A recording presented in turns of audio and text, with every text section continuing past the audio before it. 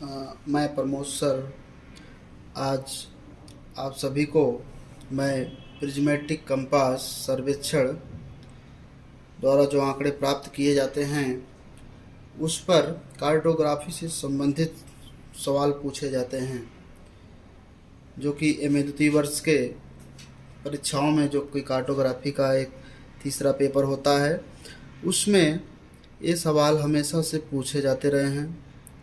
तो आज हम आप सबको एक सवाल को हल करके बताएंगे कि किस प्रकार से इसको हल किया जाता है, ताकि आप अधिक से अधिक नंबर अपने परीक्षाओं में ला सकें।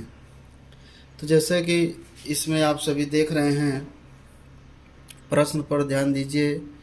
इसमें लिखा गया है, कुछ प्रश्न जो आया है, निम्नलिखित कोण प्रिज्मेटिक कंपास द्वारा बंद माला रेखन सर्वेक्षण के समय प्राप्त किए गए हैं। दिक्मानों को शुद्ध कीजिए और आरेखित कीजिए। ठीक इस प्रकार यह प्रश्न है, जिसमें दिया गया है रेखा, दूरी दिया गया है मीटर में, और दिया गया है अग्रदिक्मान और पश्च दिक्मान। जैसा कि आप जानते हैं कि जब भी कोई भी अगर सर्वेक्षण या किया होगा तो उसको यह पता होगा कि उसमें ए से जैसे बी स्टेशन को हम देखते हैं तो अग्रदिक्मान होता है, और पुनः जब बी से हम ए को देखते हैं तो यह हमारा पश्च दिक्मान होता है। तो इस प्रकार हम कोण को ज्ञात करते हैं। तो वो सारे सर्वेक्षण की जो डाटा है वह प्राप्त किया गया है। इसमें आपको रेखा में दिया गया है ए से बी, बी से सी लिया गया है, सी से डी, डी से ई और ई से ए, जिस कारण से ये क्या बंद माला रेखण सर्वेक्षण हो जाता है।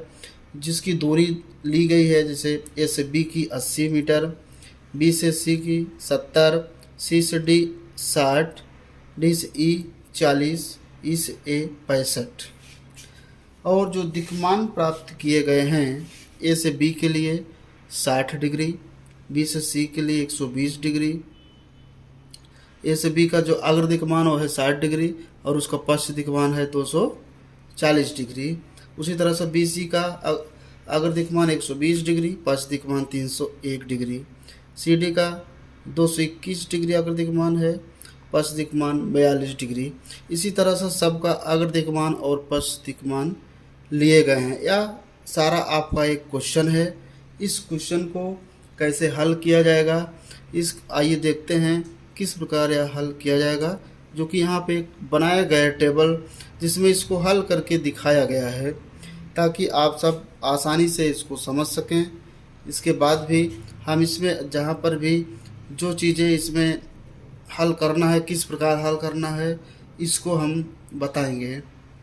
तो ठीक आइए देखते हैं। सबसे पहले हम उस प्रश्न को पुनः यहाँ पे लिखे हुए हैं कि ए से बी रेखा है, दूरी है, फिर अग्र दिक्मान है और पश्च दिक्मान। ये तो आपका क्वेश्चन था।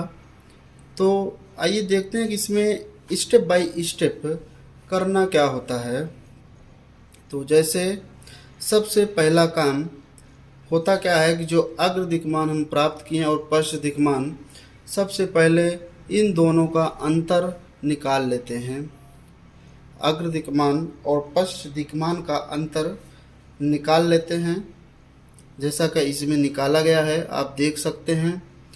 ए बी का अंतर जो निकाला गया आया है 180 अंश, बी सी का अंतर आया है 181 अंश, सी डी का अंतर आया है 179 अंश, डी ई का अंतर आया है 180 डिग्री, ई ए का आया है 182 डिग्री। तो इस प्रकार ये अंतर प्राप्त किए गए हैं।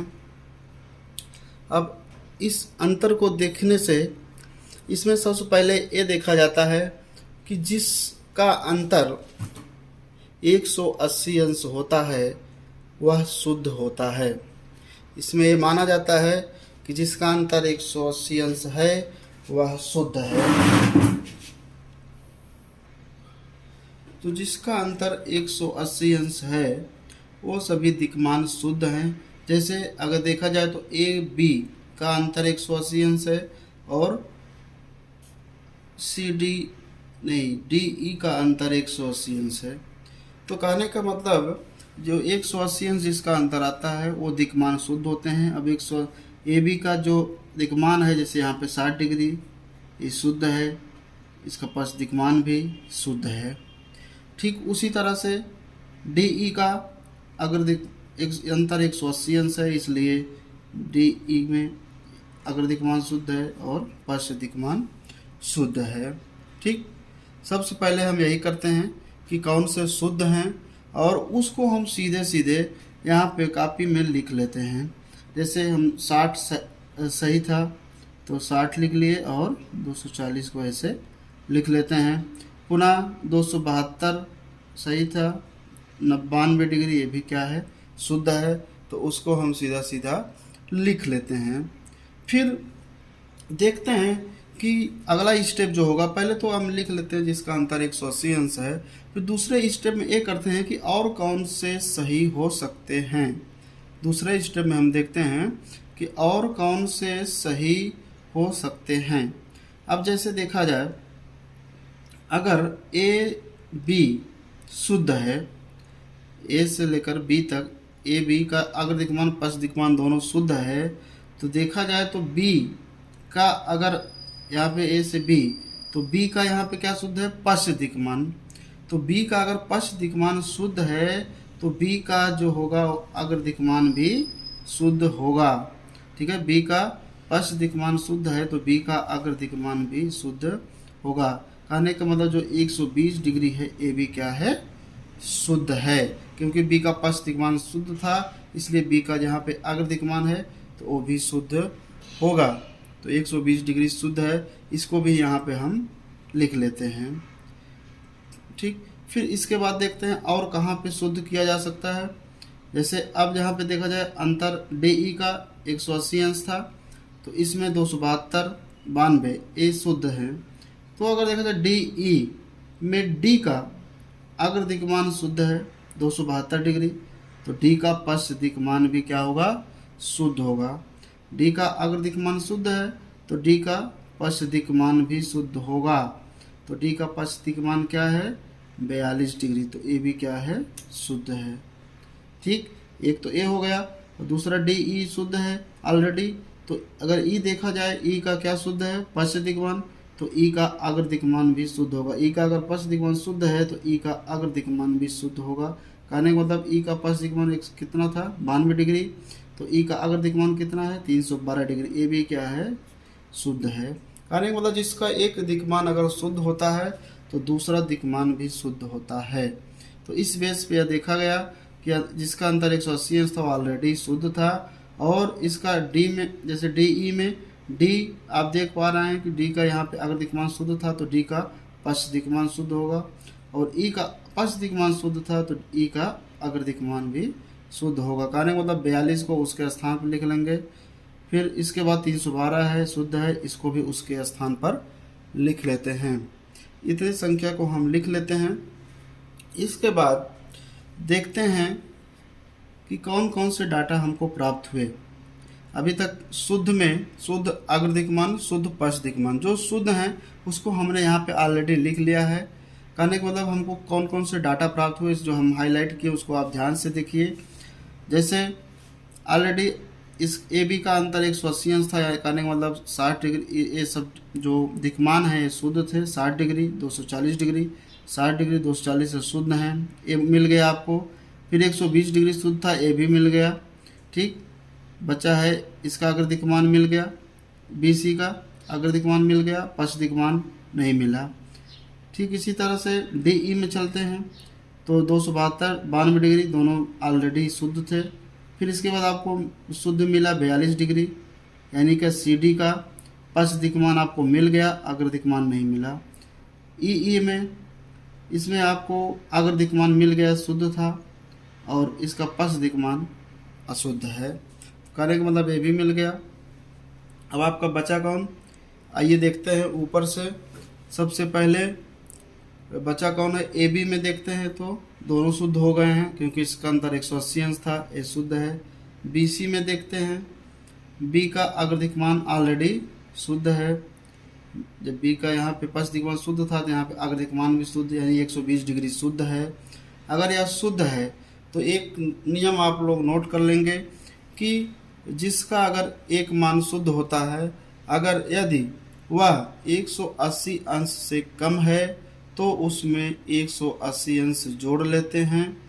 यदि 180 अंश से अधिक है तो 180 अंश उसमें से घटा देते हैं, तो हमारा दूसरा शुद्ध दिक्मान प्राप्त हो जाता है।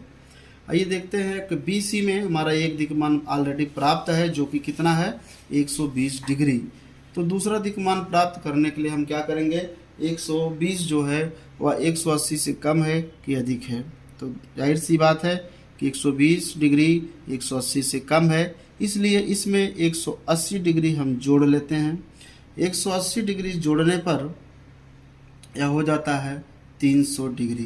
कहने का मतलब BC का जो अग्र दिक्मान मालूम था तो हम पश्च दिक्मान मालूम कर लिए। ठीक, इसी तरह से CD में चलते हैं। CD में अगर देखा जाए तो कौन सा मान शुद्ध है, तो इसमें देखा जाए पश्च CD का जो पश्च दिक्मान 42 डिग्री यह शुद्ध था। 42 डिग्री शुद्ध था ऑलरेडी, वैसे हम लोग लिख लिए थे। तो अगर एक दिक्मान आपको प्राप्त हो गया तो दूसरा आप आसानी से निकाल सकते हैं। कौन सा रूल लगा के, यदि 180 से कम है तो 180 अंश से जोड़ देंगे, 180 से ज़्यादा है तो 180 घटा देंगे।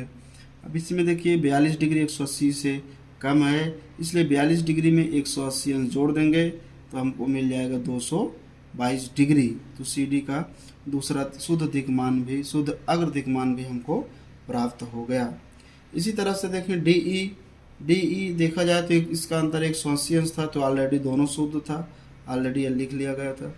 तीसरा है, लास्ट है EA में अगर देखा जाए तो इसमें कौन सा मान शुद्ध था, तो देखा जाए तो अग्र दिक्मान इसका शुद्ध था 312 डिग्री। अगर एक मान प्राप्त है तो दूसरा मान आप प्राप्त कर सकते हैं। इसमें 312 180 से अधिक है, इसलिए इसमें से 180 अंश घटा दिया गया है और घटाने पर मिला है 132 डिग्री।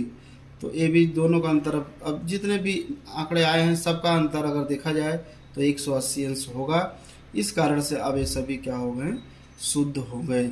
इस तरह से इस सवाल को हल किया जाता है। इसमें एक टाइप और आता है जिसमें आपको डिफ़िकल्टीज हो सकती है, उसके लिए मैं दूसरा प्रश्न बनाया हूँ ताकि वो समस्या भी आपकी दूर हो जाए।